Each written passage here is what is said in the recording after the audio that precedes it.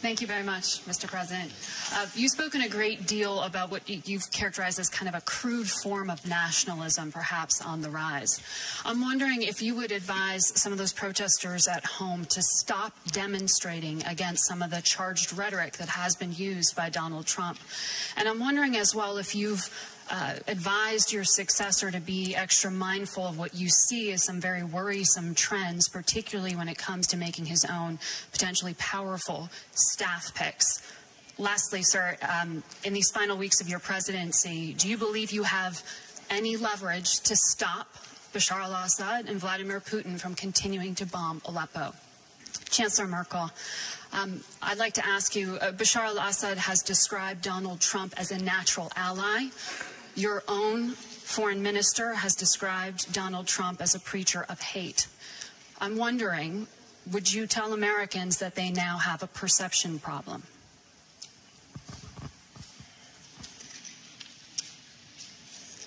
One of the great things about our democracy is it expresses itself in all sorts of ways. And that includes people protesting.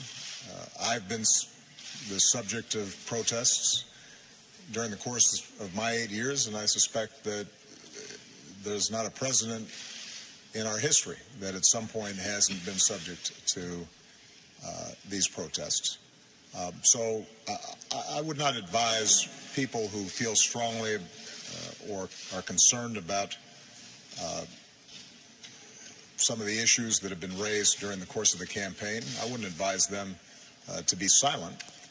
What I would advise, what I advised before the election and what I will continue to advise after the election, is that elections matter, voting matters, organizing matters, being informed on the issues matter. And what I consistently say to young people, I say it in the United States, but I'll say it here in Germany and across Europe. Do not take for granted our systems of government and our way of life. I think there is a tendency, because we have lived in an era that has been largely stable and peaceful, at least in advanced countries, where living standards have generally gone up. There is a tendency, I think, to assume that that's always the case. And it's not. Democracy is hard work. In the United States, if 43% of eligible voters do not vote, then democracy is weakened. If we are not serious about facts and what's true and what's not, and particularly in an age of social media where so many people are getting their information in sound bites and snippets off their phones, if we can't discriminate between serious arguments and propaganda, then we have problems. If people, whether they are conservative or liberal, left or right, are unwilling to compromise and engage in the democratic process and are taking absolutist views and demonizing opponents, then democracy will break down. And so I think my most important advice is to understand what are the foundations of a healthy democracy and how we have to engage in citizenship continuously, not just when something upsets us, not just when there's an election or when an issue pops up for a few weeks. It's hard work. And the good news is I think there are a lot of young people, certainly who were involved in my campaigns, and I think continue to be involved in work, not just politically, but through nonprofits and other organizations that can carry this hard work of democracy forward. But I do think sometimes there's complacency. Here in Europe, I think that there are a lot of young people who forget the issues that were at stake during the Cold War, who forget what it meant to have a wall. And I'll be honest, there have been times when I listened to the rhetoric in Europe where an easy equivalence somehow between the United States and Russia and between how our governments operate versus other governments operate, where those distinctions aren't made.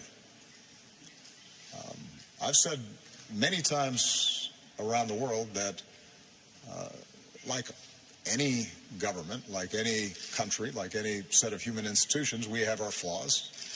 We've operated imperfectly. There are times when we've made mistakes.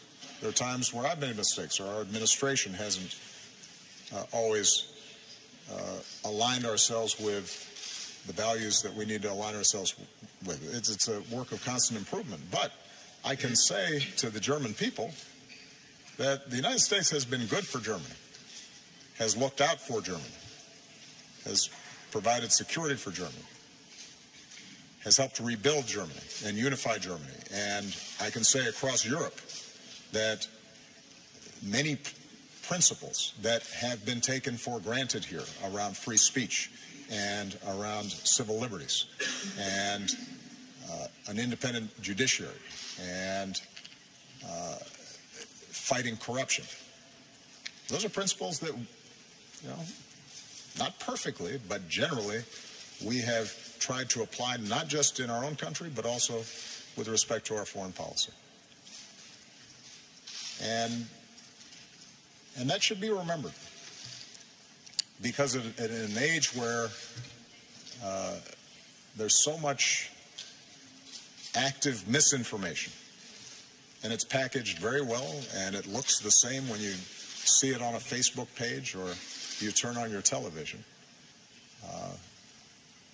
where some zealousness on the part of a U.S. official is equated with constant and severe repression elsewhere. If everything seems to be the same and no distinctions are made, then we won't know what to protect. We won't know what to fight for. And we can lose so much of what we've gained in terms of the kind of democratic freedoms and market-based economies and prosperity that we've come to take for granted. That was a long answer, wasn't it? I don't remember if there was a second part to it. I got all caught up in that one.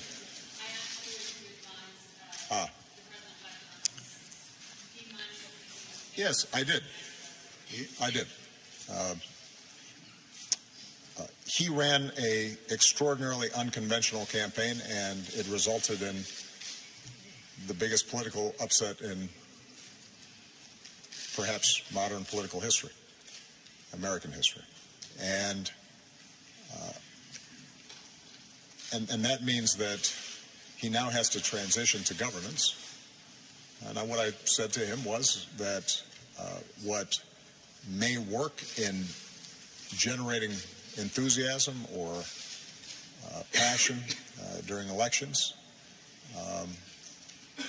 may be different than what will work in terms of unifying the country and gaining the trust even of those who didn't support him.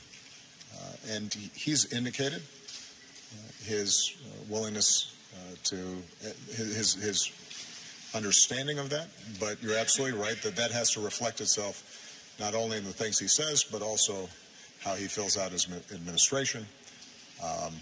And my hope is that that's something that he is thinking about, because not only is the President of the United States somebody that the entire country looks to for direction, but sets the agenda internationally in a lot of ways.